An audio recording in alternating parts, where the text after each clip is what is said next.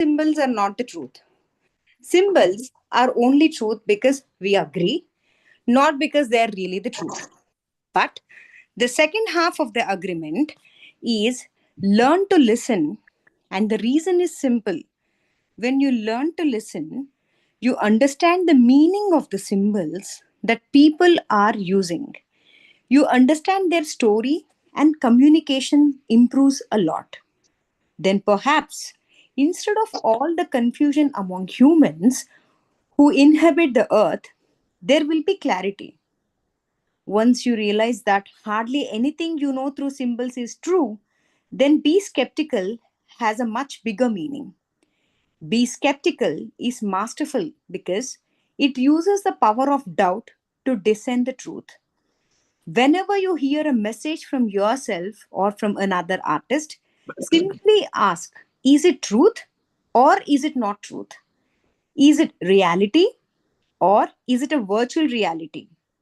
The doubt takes you behind the symbols and makes you responsible for every message you deliver and receive. Why would you want to invest your faith in any message that is not true? By being skeptical, you don't believe every message. You don't put your faith in symbols. And when your faith is not in symbols, your faith is in yourself. Then, if faith is believing without a doubt and doubt is not believing, be skeptical. Don't believe. And what will you not believe? Well, you will not believe all the stories that we artists create with our knowledge. You know that most of our knowledge is not true. The whole symbology is not true. So don't believe me. Don't believe yourself. And don't believe anybody else. The truth doesn't need you to believe it. The truth simply is, and it survives whether you believe it or not. Lies need you to believe them. If you don't believe lies, they don't survive your skepticism and they simply disappear. But skepticism can go in two directions. One way is to pretend to be skeptical because you think you're too smart to be gullible. Look at how intelligent I am. I don't believe anything. This is not skepticism. To be skeptical is not to believe everything you hear and you don't believe because it's not truth. That's all. The way to be skeptical is just to be aware that the entire humanity believes in lies. You know that humans distort the truth because we are dreaming, and our dreaming is just a reflection of the truth. Every artist distorts the truth, but you don't need to judge what somebody says or call that person a liar.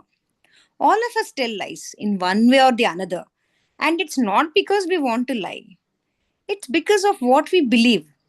It's because of the symbols we learned and the way we are applying all those symbols. Once you are aware of this, the fifth agreements make a lot of sense and it can make a very big difference in your life.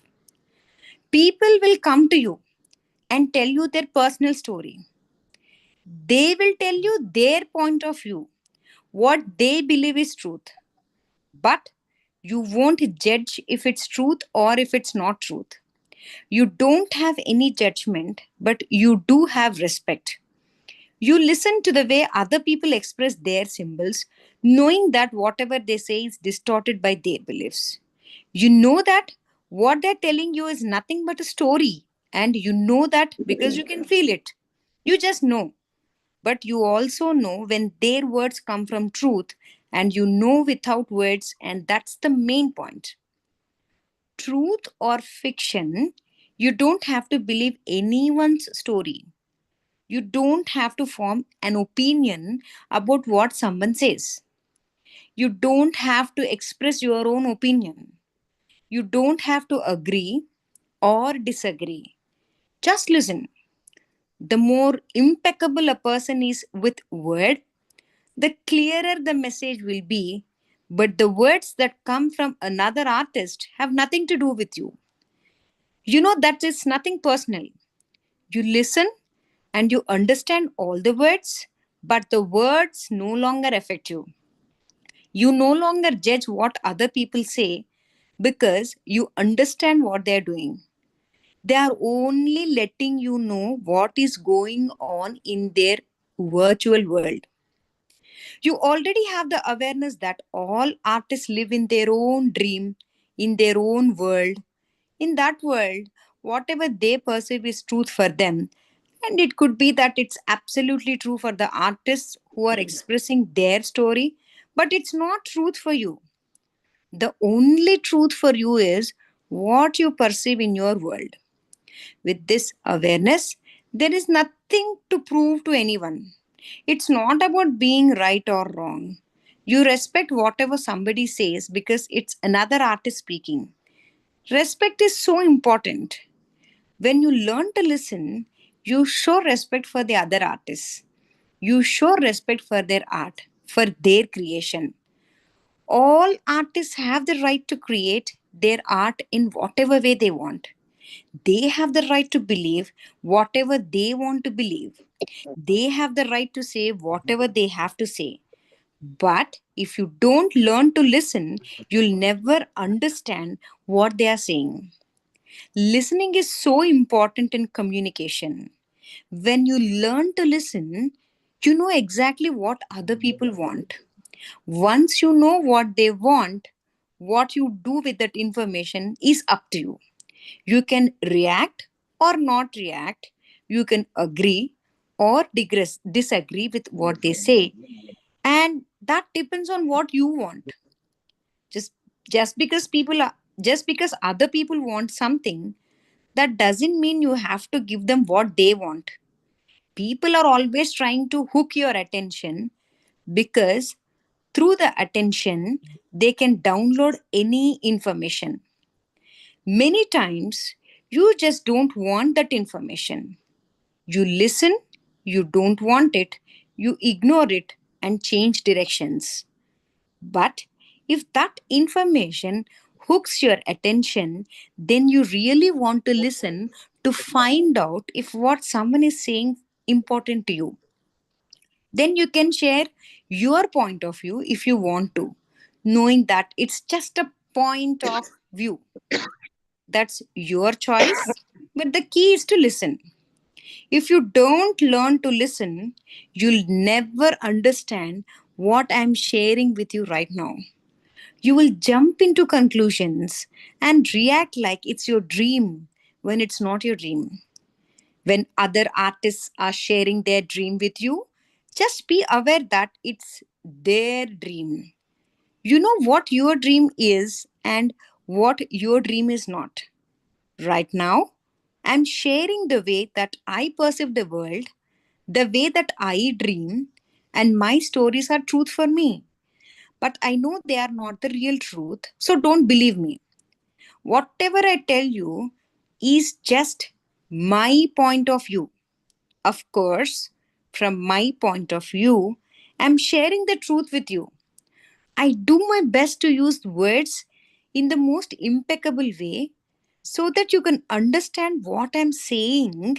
But even if I share an exact copy of truth with you, I know that you will distort my message as soon as it goes from my mind into yours.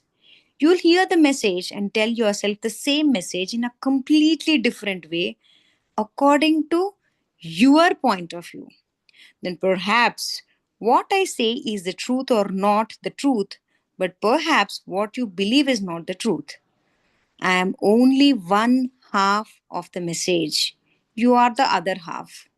I am responsible for what I say, but I am not responsible for what you understand. You are responsible for what you understand. You are responsible for what you do with what you hear in your head because you are the one who gives the meaning to every word that you hear. Right now, you're interpreting what I'm saying according to your personal knowledge. You are rearranging the symbols and transforming them in a way that maintains an equilibrium with everything in your belief system. Once you achieve the equilibrium, you may or may not accept my story as truth. And you can make the assumption that, What you are telling yourself is what I intended to say, but it doesn't mean that your assumption is true. You can misinterpret what I say.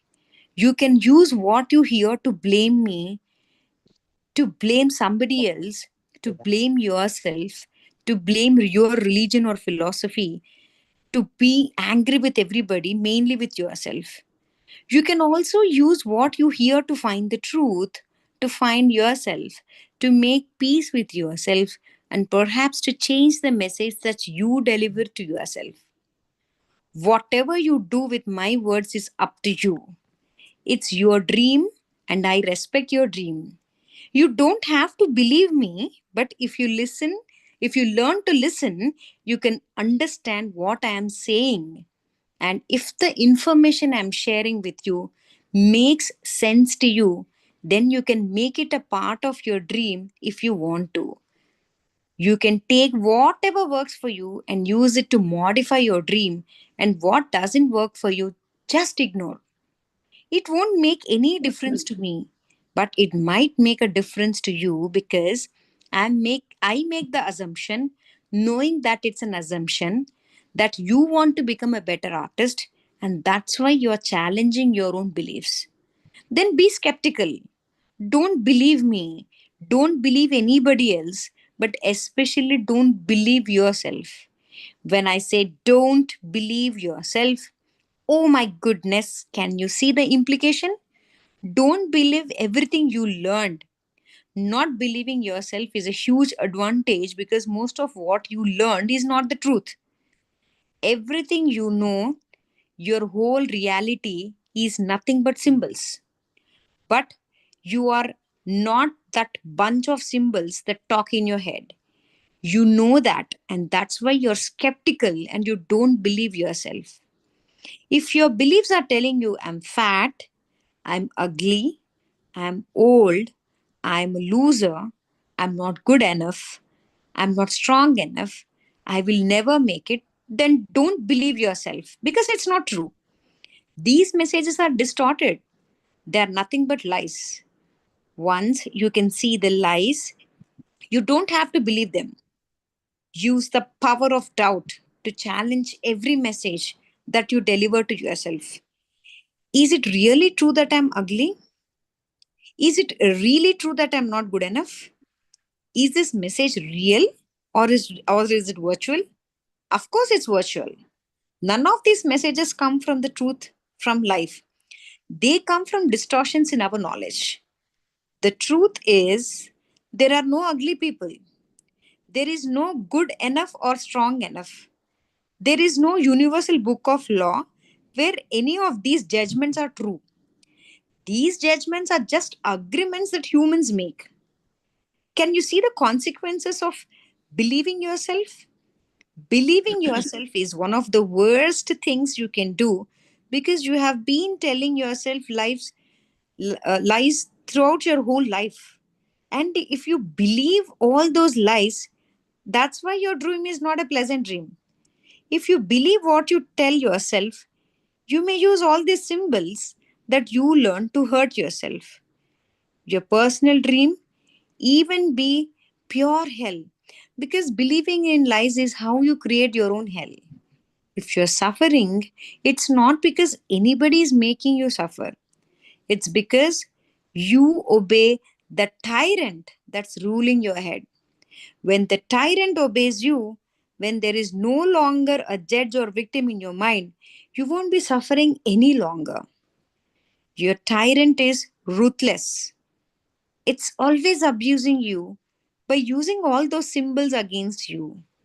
It thrives on emotional poison generated by negative emotions, and the way it generates these emotions in you is by judging and giving opinions.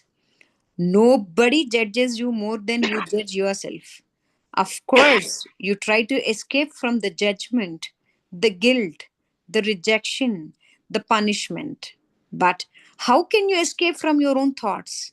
If you don't like someone, you can walk away. If you don't like yourself, wherever you go, you're still there. You can hide from everybody else, but you cannot hide from your own judgment. It seems as if there is no escape. That's why so many people overeat, take drugs, abuse alcohol, and become addicted to various substances and behaviors. They try to do whatever they can to avoid their own story, to avoid their own creations, that distorting all those symbols in their head.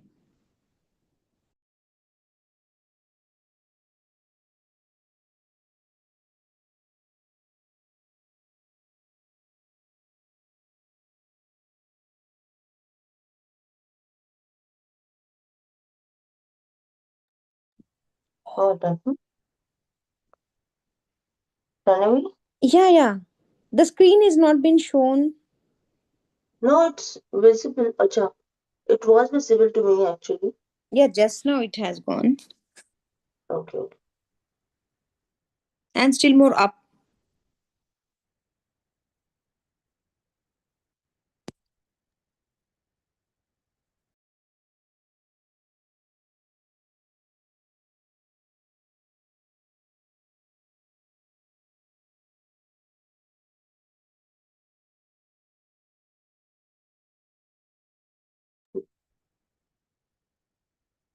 Which was the last line? People, they eat, they take lot of Okay, drugs, they okay. abuse themselves. Okay. I'm sorry. Yeah. Where In- drugs? Inka Got paiki dipa. And more up. Yes, that's it. it. That's why so many people overeat, take drugs, abuse alcohol, and become addicted to various substances and behaviors. They try to do whatever they can to avoid their own story, to avoid their own creation that's distorting all those symbols in their head. Some people are suffering from so much emotional pain that they decide to take their own lives. That's what lies can do to any of us. The voice of knowledge can become so distorted and create so much self hate that it kills the human. And all of this is just because we believe all those opinions that we learned over so many years. Just imagine that all your own opinions plus all the opinions of everybody around you are like a huge hurricane inside you. Imagine believing all those opinions. Well, if you're skeptical, if you don't believe yourself, if you don't believe anybody else, then none of these opinions can disturb you or throw you off your center. When you have control over your own symbology, you're always centered, you're always relaxed and calm because the real you makes the choices in your life, not the symbols. When you want to communicate something, you order the symbols, and that is way they come out of your mouth. You are the artist, and you can arrange the symbols in any way you want, in any direction you want, because all those symbols are at your command. You can use the symbols to ask for what you need, to express what you want, what you don't want. You can express your thoughts, your feelings, your dreams in the most beautiful poetry or prose. But just because you use a language to communicate, it doesn't mean that you believe it. Why do you need to believe what you already know? When you're alone and talking to yourself, it's completely meaningless. What can you tell yourself that you don't already know? If you understand the fifth agreement, you will see the reason why you don't need to believe what you can see, what you already know without words. The truth doesn't comes with words. The truth is silent. It's something that you just know. It's something that you can feel without words.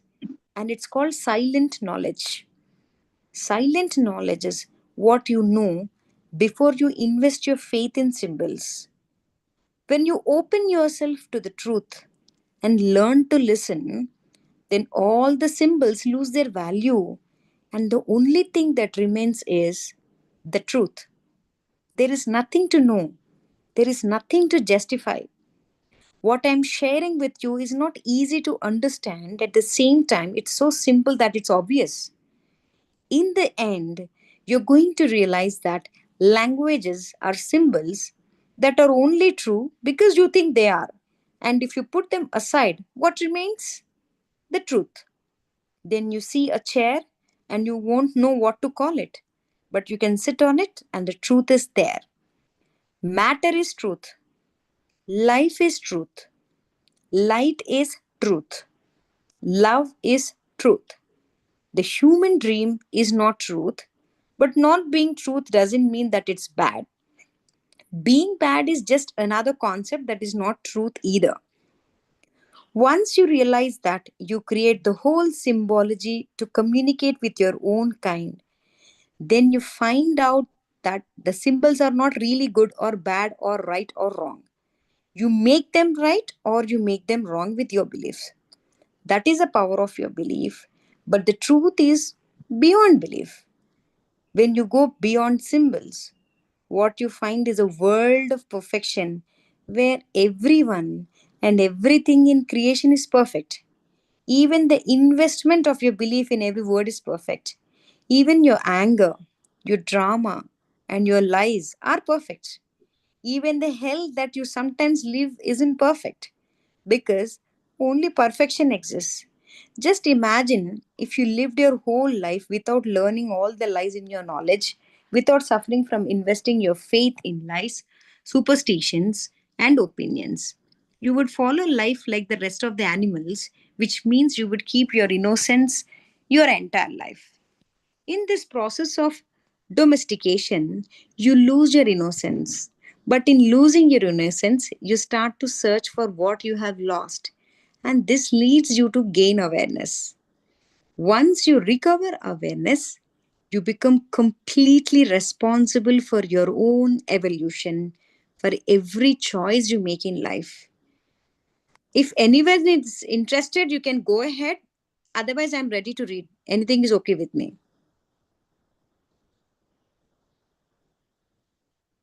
Yeah, Manishji wants to read, no? So then maybe he can read. Mansi, I'm busy with something else. Go ahead, Pranavi. Yeah. Yeah, Okay, then Pranav, you continue. yeah. Manishji, if you want to read after that or anyone else, you write your names again, and then we can take them. Yeah, Pranav, go on. When you're educated by the dream of the planet, you have no choice. You learn so many lies. But maybe it's time to unlearn those lies and relearn how to follow the truth by following your own heart. Unlearning, or what I call undomestication, is a very slow but powerful process.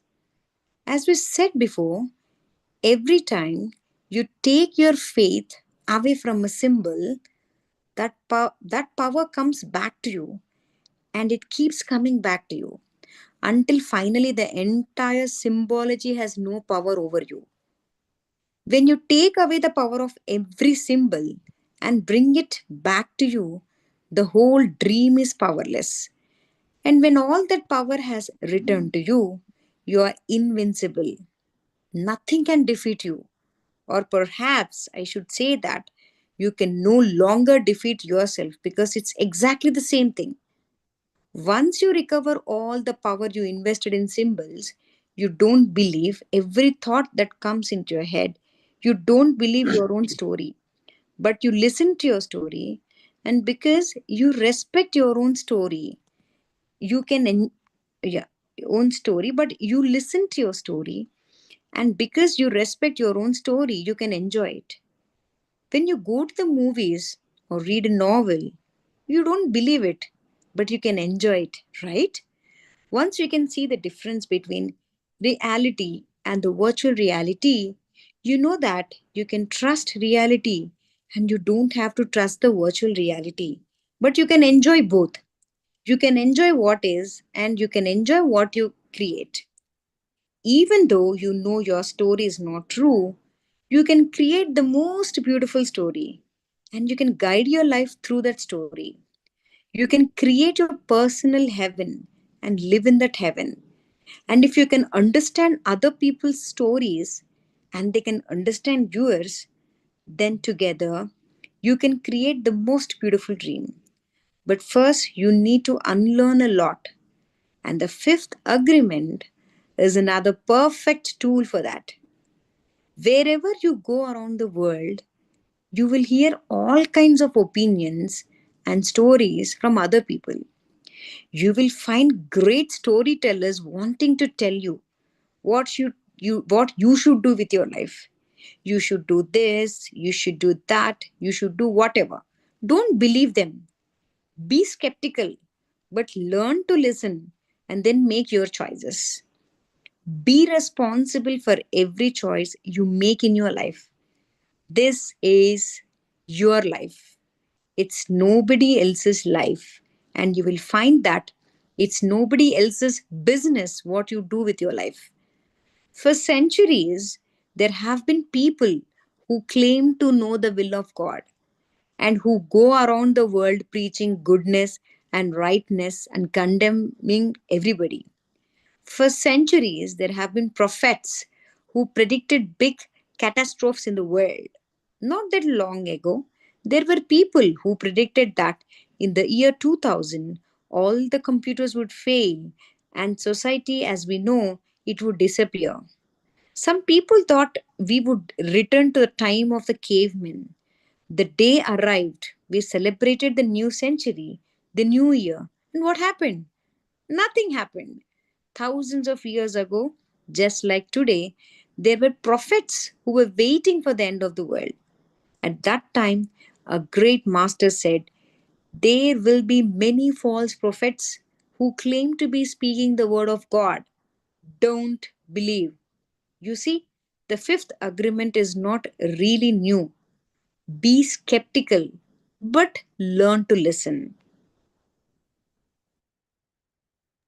Okay, I think we'll stop here. Beautiful. We just extended the reading 5 minutes because obviously we started late today. Uh, but thank you everyone. Thank you Deepa for sharing the screen, and thank you Pranavi for reading. Sorry Manish ji, you did not get the chance today. Maybe tomorrow you can read.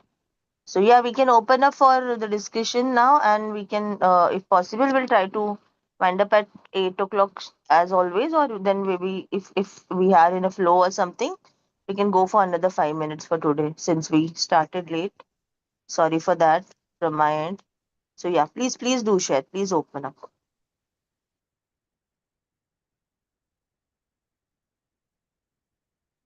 Deepa, you want to say something? Yeah, 1 second.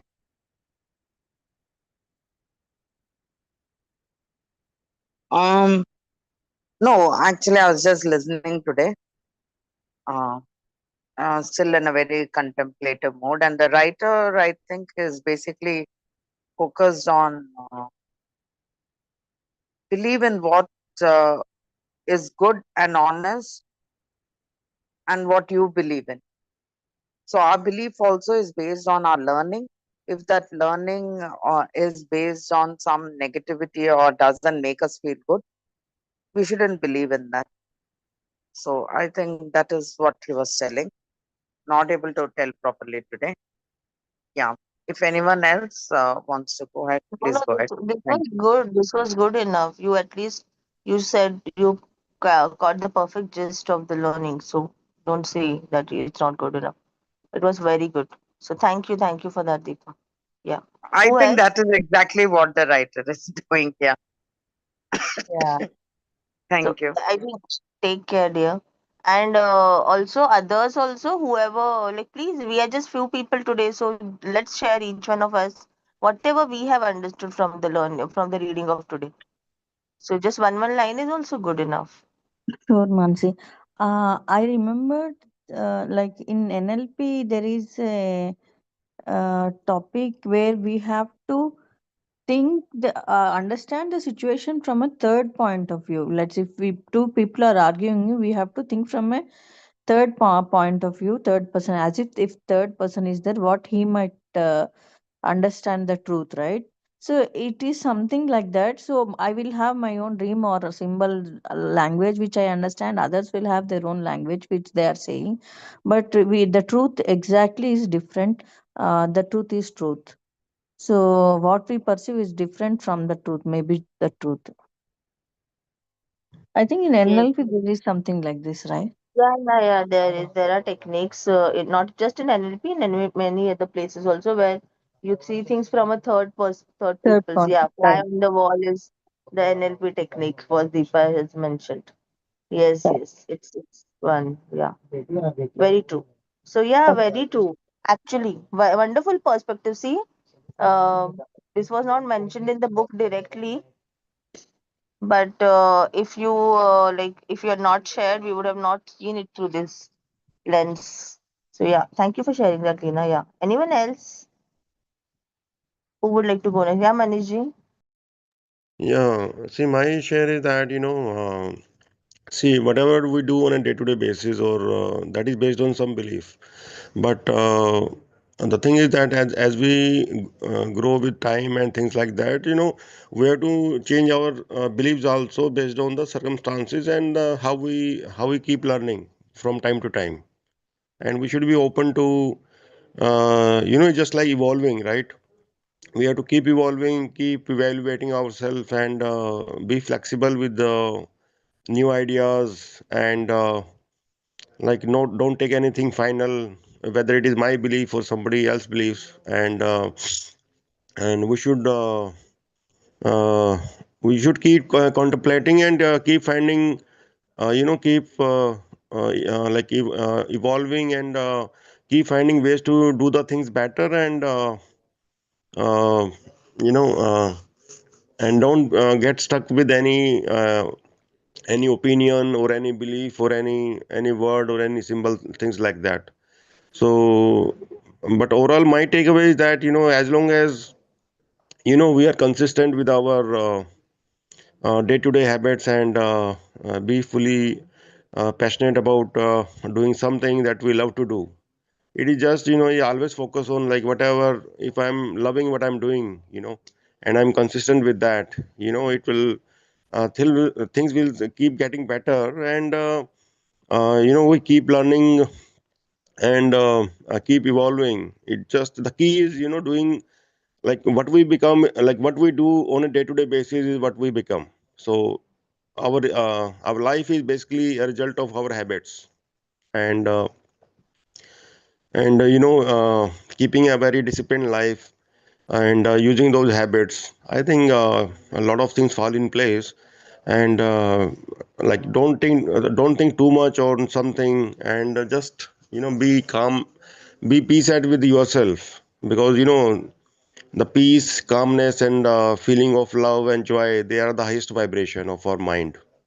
So I think keeping consistent with our day-to-day habits, actions, and discipline, and our values of life, and just keep evolving every day, and just doing, like, focusing on those habits on every day, and don't take anything granted or anything final, because that's the way of life.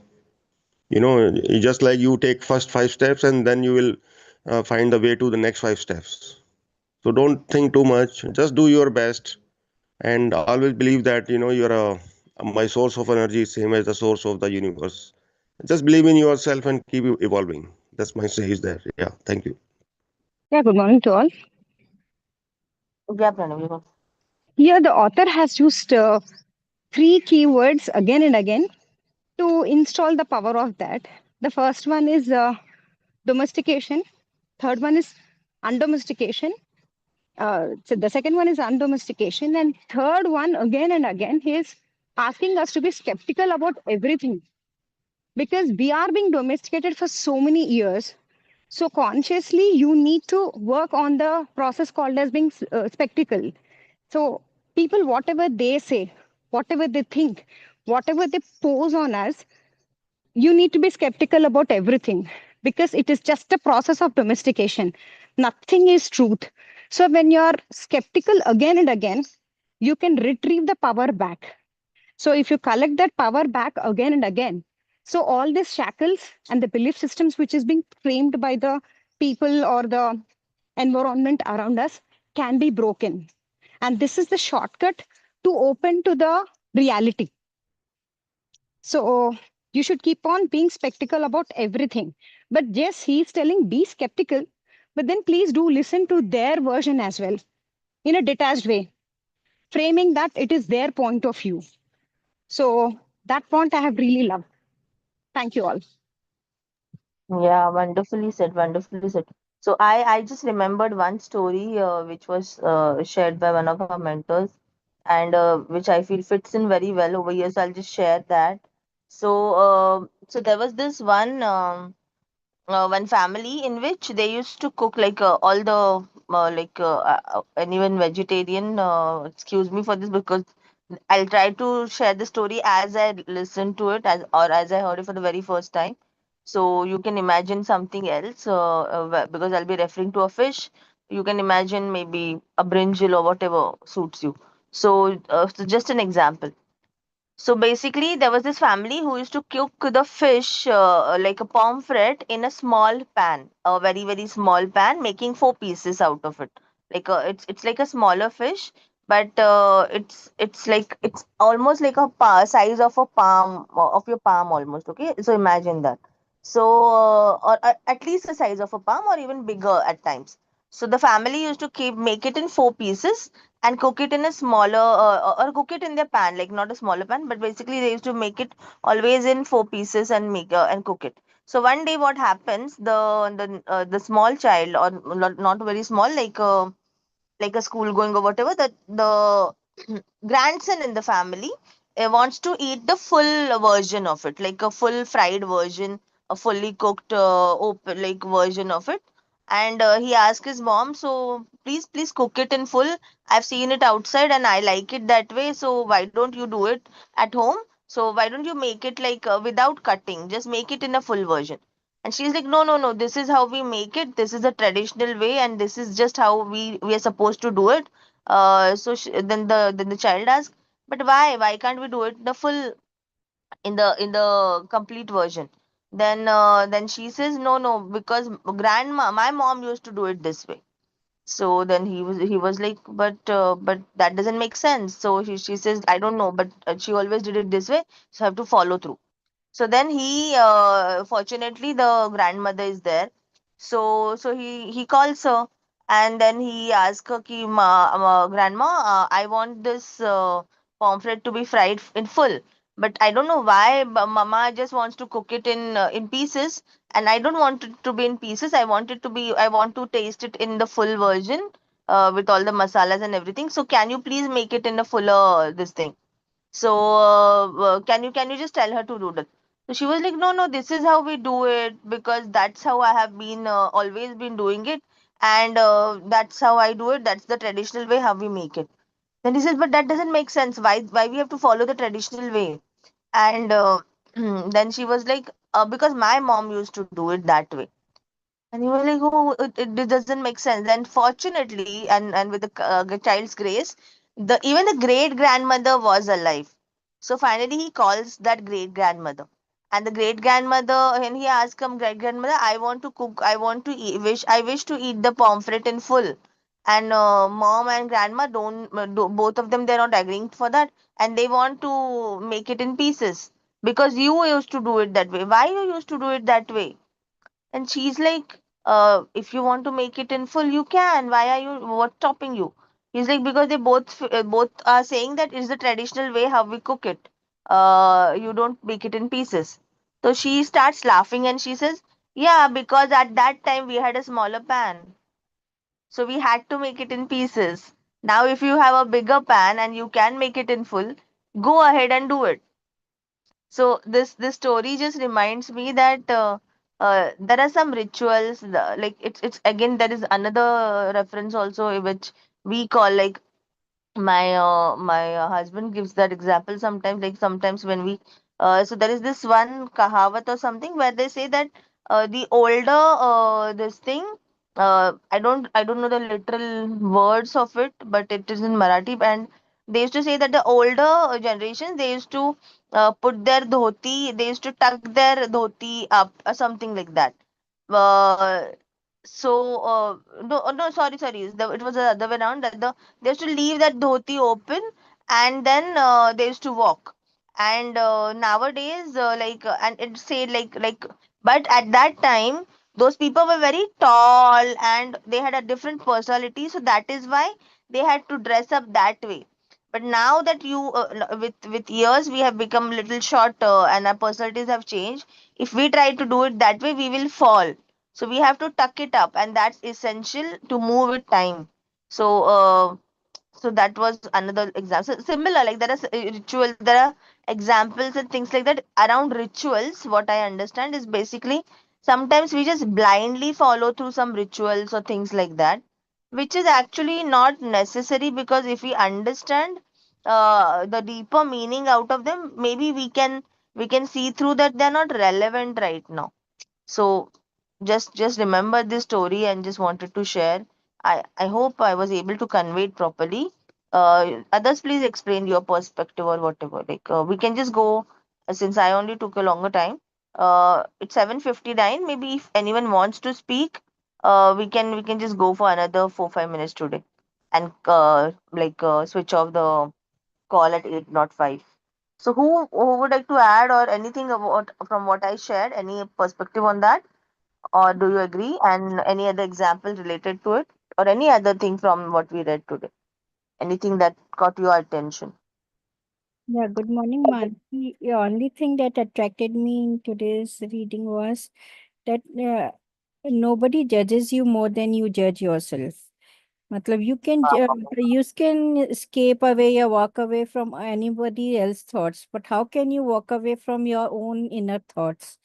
So that was very profound for me. Wherever you go, you are still there. So we should be very, matlab, it would be nice if we can be very positive. And yeah, I think in the mirror work we did help will be helping us in that. Yeah, to be very positive and be very optimistic about ourselves. Yeah, thank you so much. Thank you so much. See, everyone is having so much different perspectives, right? It's so beautiful to share. Same reading, same topic. We've read the same part, but we still have so much different interpretations of it, right? And that's what even I think we are also following through the agreement, like the be skeptical, but learn to listen. So yeah, thank you everyone. So But anyone I think else? it needs lots of sadhana, like practice, because it's very tough. Because we hear, I mean, in our daily routine life, even if after we end the call, let us say, if others are joining their meetings or in office, or they're meeting their colleagues or neighbors, we still carry away, get carried away with the others' perspective, because we keep listening to them. Of course, the listening will result in the conclusions or beliefs again.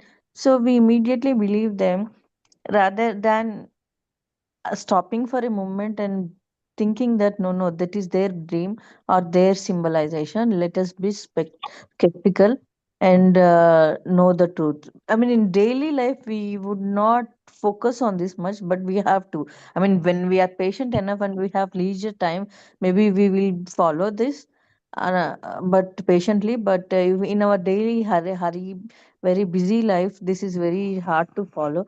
But we have to do sadhana or practice, so that we can achieve this state.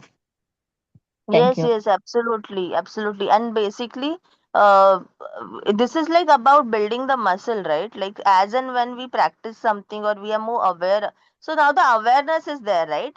At least we are aware of this. That now I don't have to believe everything and anything that others are projecting on me or whatever I have learned so far in my life. So this is again an awareness, na, that makes you rethink, that makes you at least focus on things differently.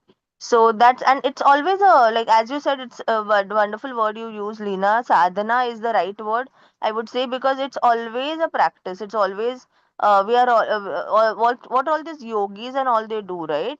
It's not about just sitting ideal or not doing anything, but I think this sansar or whatever the world around us is basically training us by to do all of this. By being in it is more important. They say that anyone who goes on a Himalayas or say isolated can follow through, but the real challenges or the real test is when you are actually with people and things and society, and then you are able to follow through. So Exactly. that's true. So yeah, it is a sadhana, and it is like building a muscle basically, and it will happen with time, because now at least the first step is achieved, like we are at least aware of it now. So now we will try to be skeptical, and I just want to add one thing. It's not just about listening to others. It's sometimes also listening to ourselves, because we also read this other book called The Power of Self Talk last year, and Power of Self Talk, Science of Self Talk, something name like that. And there are many other things. Even in NLP, it is shared. Basically, the most of the time, the talk that we are most engaged in is self talk, our talk within. So there also we follow through all these agreements. There also we have to be skeptical, but we have to learn to listen to our inner voice. It's not only about the voice outside, it's also about the voice inside. So that is how we get to understand what do I want. That's what we do, right? Like when we reflect, when we meditate, it's trying to actually listening to the inner voice. So yeah, there also it follows through, I feel. So and others obviously yes, but it applies everywhere. In fact, all of these agreements, I feel, if we can try to take them inward, they also have a deeper meaning over there. If we can just work on that, it can help us. They can help us into a lot of self work also, like how Pallavi just shared, right? The most of the time, we are the judgment. We judge ourselves so much more than anyone else. And I can just see through in the future chapters also, no, it is talking about victim, master, and all of that, judge and all. So I think we all have that within us, so it's all about that. Yeah, thank you for sharing that. Yeah, who's not spoken yet? Deepa and Rajesh, have you added something you want to add? It's 8:05, otherwise we'll close. If all are done, then we'll close. Yeah, Deepa, Yeah, Rajesh. I have given my share of Okay, Mansi. okay, yeah, sorry, Yeah, sorry, I thank forgot you. to know. Everyone gave Rajesh, you're the different only one interpretation. who's Yeah, not thank you. spoken. You want to add any one point before we leave? Anything from your perspective? I want to add something. See, to my experience, that like action is the solution to so many things that we doubt, and we keep thinking and things like that. Because when you take action, then we start getting to know what works for me and what doesn't work for me. So I think we always relate to that example, right? That we have to think like a seed. It is not doing anything different every day, but it is just taking action to grow every day. And this these are small things like see, basically what we become is based on our habits, and habits are based on we take action based on our habits. So I think here I feel action is the very primary key for everything that we manifest, basically. So through action, you get to know, you can filter out so many things that works for you and what doesn't work for you. So I think action is highly important. Yeah, thank you. Yeah, yeah, it is a part of it, but yeah, I don't know how. I'm not able to connect it with today's this thing, but yeah, very true. It is true, but yeah, okay. I think we are all done then. Then let's close the call for today. Tomorrow we'll meet again and we'll continue. I'm hoping like very much that we might finish this book in by this week. So we'll start with something new and fresh next week. So yeah, thank you everyone. See you all, and so happy to have you all. And very sorry for being late today. Tomorrow it will be all right. I actually ended up late, sleeping late yesterday, as it was my daughter's birthday yesterday. So we were out. So thank you. Then we'll meet again tomorrow. Thank you so much. Bye bye. Have a great day. Bye bye. Yeah, thank you.